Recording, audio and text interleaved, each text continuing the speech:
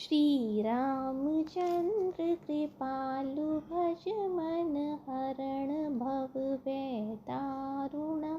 नव कंज लोचन कंज मुख कर कंज पद कंजारुणम् कंदर्प अगणित अमित छवि नव नील नीरत सुंदरम् पट पीत मानव तड़ित रुचि शुचि नौमि जनक सुतावरम भज दीन बंधु दिनेश दानव दैत्य वंश निकंदनम रघुनंद आनंद कंद कौशल चंद्र दशरथ नंदनम सिर मुकुट कुंडल तिलक चारु उतारु अंग विभूषण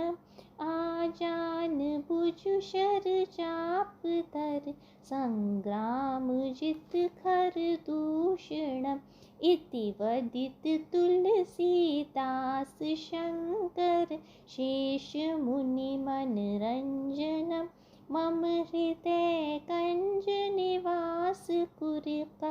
मादि खल दल गंजनम मनुजाहि राचेहु मिलई सोबर सहज सुंदर सावर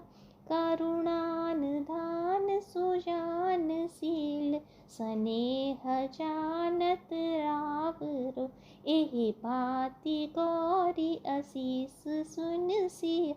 सहित हियर हर्षित अली तुलसी भवानी पूज पुनि पुनि मुदित मन मंदिर चली। जय सिया राम।